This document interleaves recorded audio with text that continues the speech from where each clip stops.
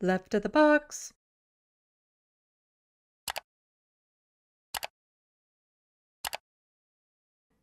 Pierre Polyev, I can't wait to defund the CBC and sell off headquarters for housing, which he would never do unless he's going to be the landlord.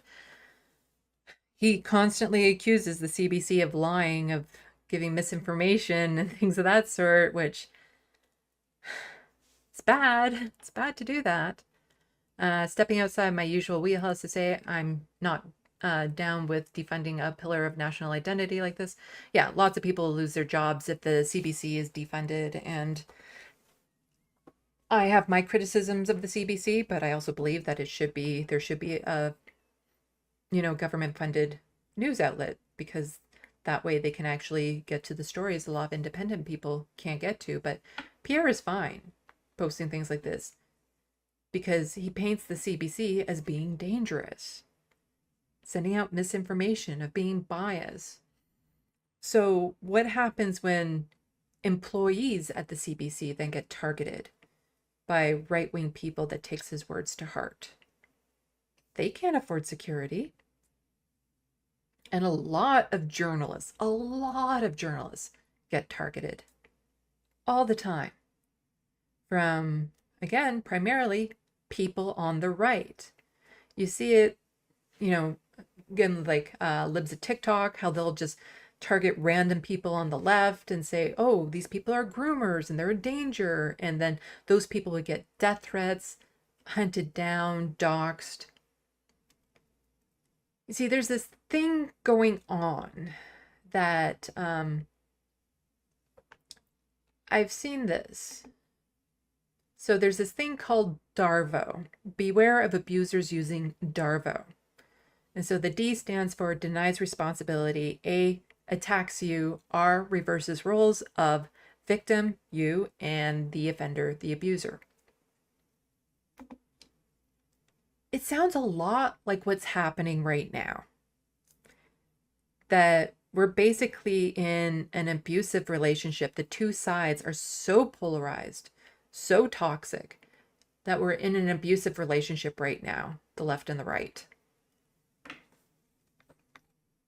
So this just has, it's from Forbes. It has a little bit more information on what the DARVO strategy is. And this is used by abusers.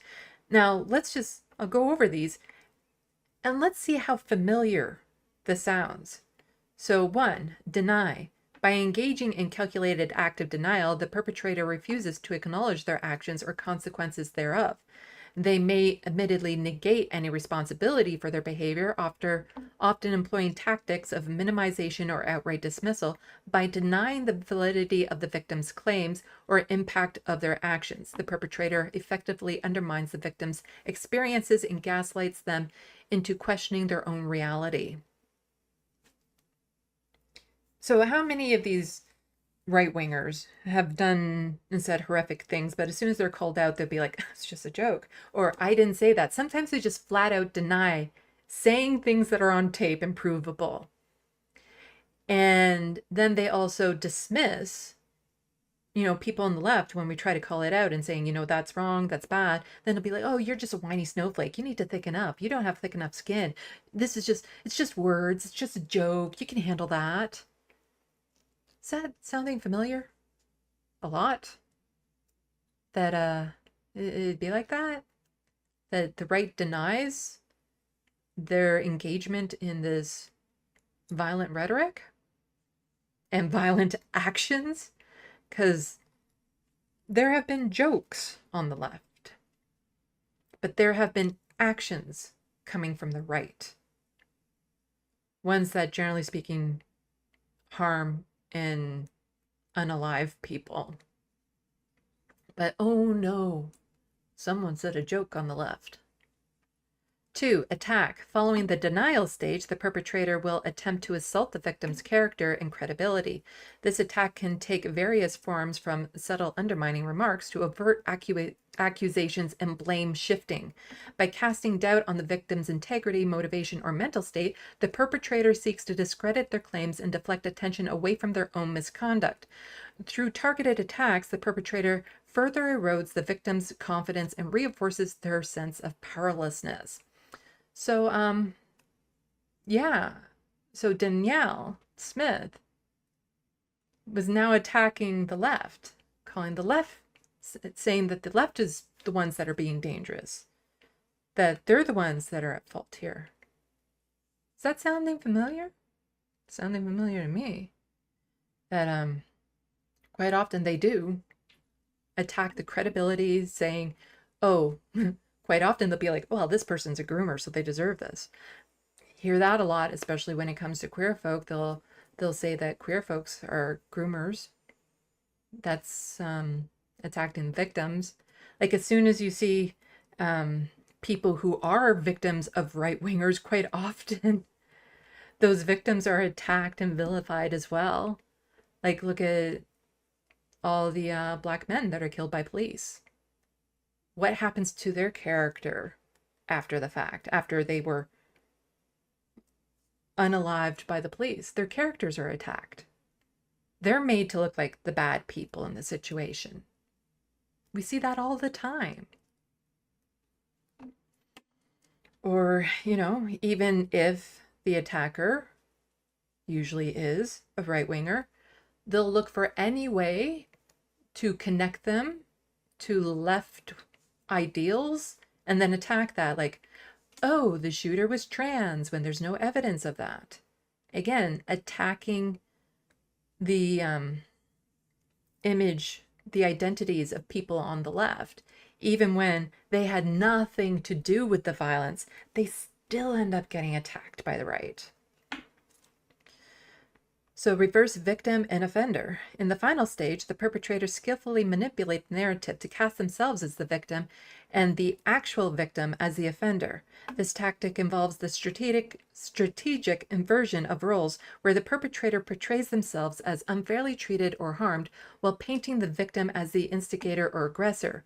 Through this inversion of reality, the perpetrator not only absolves themselves of guilt, but also further victimizes their target, leaving them feeling isolated and discredited.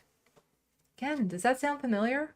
Like, again, I don't think somebody should have targeted Trump, but at the exact time that he was targeted, he was pointing to a chart saying people who cross the border are illegal immigrants and are dangerous. But he's the victim. He's called for violence over and over. And there are a litany of examples of Donald Trump calling for violence. One time at the rally, oh, you should punch him in the face. I'll pay for your legal fees if you do. I can shoot a person in Mill Ave and get away with it. Over and over and over. He has been the offender. But now suddenly he's the victim. And people who are, on the left saying it's dangerous, it's fascism, they're the aggressors now. They're the evil people. Somebody with an off-color joke, they're the evil people. They're the problem. People on the left are the problem. They're the aggressors. Not the people on the right who have actually committed these offenses. No. And we even see that how they will latch on to calling people on the left PDF files. Again, I'm trying to keep my language YouTube friendly. But then totally ignore the actual PDF files on their side and even defend them and justify it. And suddenly, well, if they get married when she's only 14, but it's marriage, then it should be fine. And we should be fighting for lowering marriage ages and stuff. Like, they are doing this, but then we'll call queer folks groomers when they're the actual PDF files. And we see that over and over again. They accuse the drag queens, but then there's this breaking news and this breaking news of a right-winger, a church person, a police officer, a politician, right-wing politician. All these right-wingers are the actual perpetrators of this violence. Things to look out for. Signs of denial. Be on the lookout for an aggressor's attempt to deny responsibility for their actions, to minimize your feelings, or to gaslight you. To counter it, present them with concrete evidence of their wrongdoing to deflect their attempts at disorientating your reality. Signs of the attack. Look out for deflection tactics and attempts at character assassination. In the face of such insults or attack, do your best to maintain composure. Make it clear that you will not tolerate them discrediting your feelings, and redirect the conversation back to the issue at hand. And then I think this is more for an individual as opposed to these movements. Signs of reverse victim offending. Beware of aggressors' attempt to play the victim and blame shift. If they do, remember to trust your own perceptions and refuse to engage with any behaviors that undermine your sense of truth. So that is DARVO. Denies responsibility, attacks you, reverses roles of victim and offender.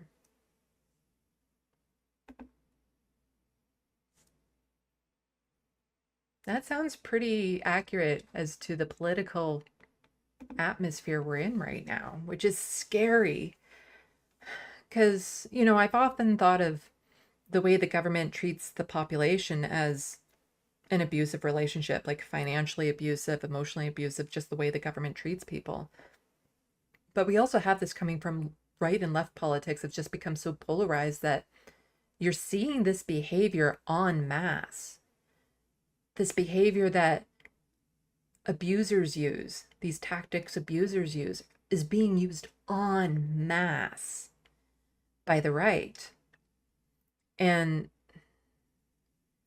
I don't think there's programs out there on how to defend that en masse, because the instant you try to, they start cherry picking and saying, well, this individual thing and this individual thing and this individual thing, as opposed to looking at the big picture and the overall instances of actions and rhetoric and what it's leading to.